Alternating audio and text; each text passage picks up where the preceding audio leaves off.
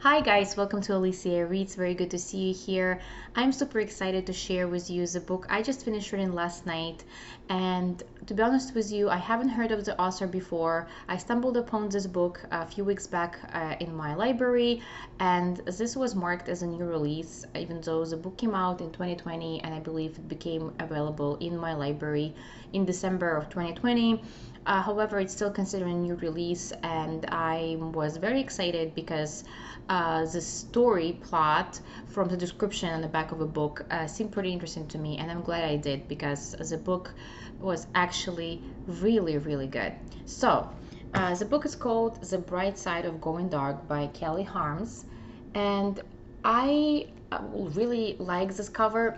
However, I think it doesn't really do justice to the book because you can't really tell what the story is about. So, you assume that it has something to do with girls, it has something to do with dogs, which is not entirely true. But yeah, nevertheless, I think it is a cute cover. I really like the sort of like a velvety touch of the paper, and I just all about aesthetic in general, so this book kind of delivers on that part. So just to tell you a little bit about the story itself, so as you can guess from the name of the book, it talks about social media and what bad and good does it do. And I think it was an interesting take because we are following the story of influencer named Mia, and she's a wellness influencer with 500,000 followers, and she posts around 30 posts per day, which I don't think it's even humanly possible, but so as the book claims. Anyways, her followers are very loyal to her because she does have a pretty charismatic personality. She's a yoga instructor. She's all about healthy eating, healthy habits, establishing healthy routines, which also resonates with me very much because my personal Instagram account, at least my main one, is all about well-being and mindfulness. So it was kind of interesting to read about, as a blogger, and obviously, it's a fictional character, but I do understand that there are certain similarities with actual real people, right, who run their social media pages. So, as you can guess, with such a following, she has a lot of pressure. She has a lot of pressure from her followers, she has a lot of pressure from her manager, she has a lot of pressure from brands she's working with. And the interesting part, because when we first to get to know Mia, she comes across as sort of like this vain person, sort of obsessed with herself, who just, wants to connect with people, but also, your typical influencer. And as we get to know her, there is so many more layers to her than just that persona. And also her intentions of running her social media page is actually quite pure. She just genuinely wants to create a community where people support each other, and she genuinely cares about each and one of her followers. And it also impacts, her mental health. It impacts her lifestyle. It impacts a lot of things. And we find herself in such an interesting situation. So she prepares for the wedding to her Instagram boyfriend, or her partner of a couple of years, and then suddenly we realize that he dumps her. And of course, Mia goes through different stages of processing this fact, and also one of his reasons was that because she's an influencer, she doesn't really care about anybody else but herself. And she's truly hurt by those claims because he never expressed them before. And on the surface, it seems like their relationship were great. So Mia starts digging, and that digging takes her to her hometown where she stays at home with her mom, and she kind of tries to reconnect with her old life and with herself and where she stands, and what will be, the future of her social media. But also in the meantime, because she has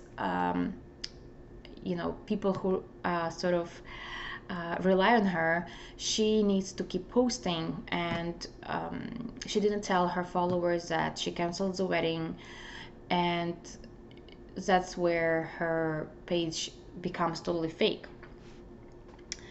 However, on other hand, she feels like she needs to take a break, and then all of this happens at the beginning of a book, so I'm not really giving you much of spoilers here. But basically, she throws off her phone from the mountain, and she just doesn't want to deal with social media altogether, and it has a tremendous impact on how she feels. So suddenly, after she does it, she feels relieved. She feels like there is no more pinging and emails and messages coming in. She just free to be herself and actually enjoy all the things she was putting on the back burner for a while. So that's one side of a story. There is another side of a story which is presented by a girl named Paige. So Paige is in her 30s, and she actually works for social media company, for social media platform Mia is represented. So in the book it's called Picti, which was inspired by Instagram, but it's not quite like that. So anyways, she works for this company, and her job is basically scan messages and comments for any kind of dangerous content, like especially if people making some hateful comments, or maybe somebody is threatening to kill themselves. And I didn't really think about it before I actually read about it, but I am pretty sure there are certain things, certain filters on social which help to filter that, right? Because sometimes comments get flagged and all of that. And Paige is struggling mentally herself. She was suicidal when she was teenager, and then now in her adulthood, she has anxiety, she has panic attacks, and obviously working for a social media company is not helping that. And on top of that, through her work, through her job, she finds out that her half sister, Jessica, who is, I believe she's 19, she threatens to kill herself, even though before she haven't shown any symptoms, any signs that she wasn't doing well mentally. And then she actually finds that out through the Mia page, because Jessica looks up to Mia's influencer persona very much. And I didn't expect this book to touch on a very sensitive subjects and very deep matters, such as suicide, especially in young adults, and mental health, and all kinds of problems which come from this overload of information we experience in our digital era. And there are some dark things, and this book might make you cry for a good reason, because there is also subjects of grief and loss and all kinds of things. So this book might be triggering to some. However, I think that it's still a relatively easy read, right? It's something which you would be thinking about for a while, even after you stop reading the book. There's a lot of self-reflection involved. I think, at least on my part. Again, I don't know if it's gonna have the same effect on everyone, but for me, this book made me reflect on my relationship with social media and my relationship with my phone. And also, I think what I really enjoyed about characters is that each one of them is not 100% good or bad character, right? every one of them, every single one has their own demons and sort of bad sides, even though I don't think, we should be using those terms. But, they're not perfect. They are all human, and that's what makes them interesting. And also, we get to see different sides of them.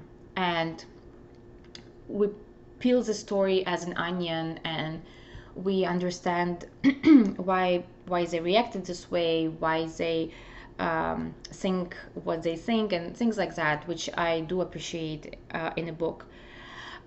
Overall, Kelly Harms, I enjoyed her style of writing. It's very easy to digest, and it's also one of those books which is hard to put down. So I think it would make a great airplane read or a beach read. So, as I mentioned, it's not your typical, chick lit with a beautiful romantic story. It's more complicated than that. But I'm glad that she sheds light on all of those things, because something which we don't understand that, as I mentioned, we live in a very digital era, and us as adults, we constantly under pressure of posting something. We cannot freaking have a cup of coffee without posting it, and it's really sad. Um, and again, we kind of bring it on ourselves. So, this book might convince you to quit your phone. This book might not convince you in anything at all. The choice obviously is yours. Um, Also, the funny thing, so the author of the book, in right in the beginning, she says here, to all the book influencers who help me find new books and help my books find new readers, please don't throw your phones off a cliff. So again, she kind of warns you that that's not her message.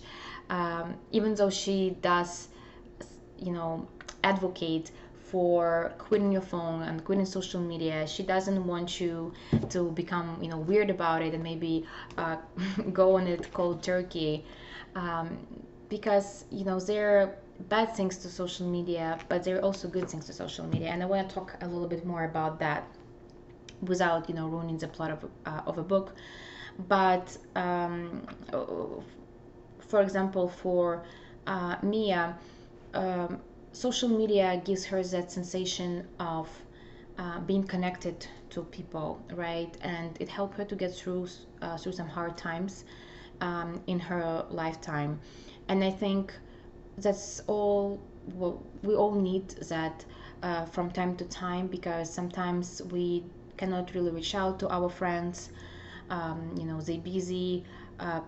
Not I'm not trying to say that social media is a substitute for a real relationship with your family and friends, of course not. But it also can help you stay connected with friends who live, let's say, far away abroad. you know um, I understand it because I'm an immigrant, and um, I have tons of friends. Most of my friends actually don't live in the United States, and that's pretty much the only way I can stay connected with them. So there is a good side to it. Another good side to it is that social media can help you, savor your experiences. And it's, when you think about it, maybe certain places you wouldn't go, you wouldn't feel comfortable with, but when it's Instagrammable or whatever, it might want to give you that extra push to go there and take some pictures.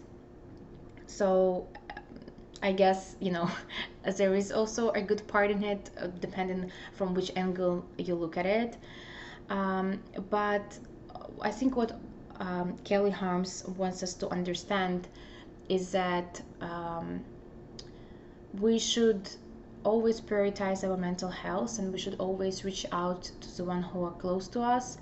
And also keep in mind that all of those emails, messages, yes, they are important, but they're not as important as your everyday life and your sense of mindfulness, and that sense of being connected to your inner self and looking inwards, and just finding 5 minutes a day to just observes the world for what it is, without all the messages and news and pop-up ads and all of that.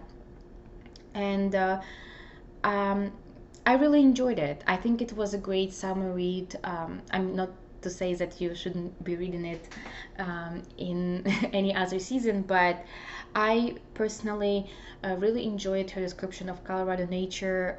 We all know that Colorado is a beautiful state, and her descriptions just made me want to travel and visit Colorado again. But that was pretty much it. I apologize if the video came out a little bit too long. I just really excited about this book, and I'm very glad that I got to read it, and I hope that you guys gonna read it too. So if you guys read something similar, or if you know any books which sort of shed some light on the subject of social media and being addicted to it, please let me know in comments down below, and I will see you in my next videos. Bye.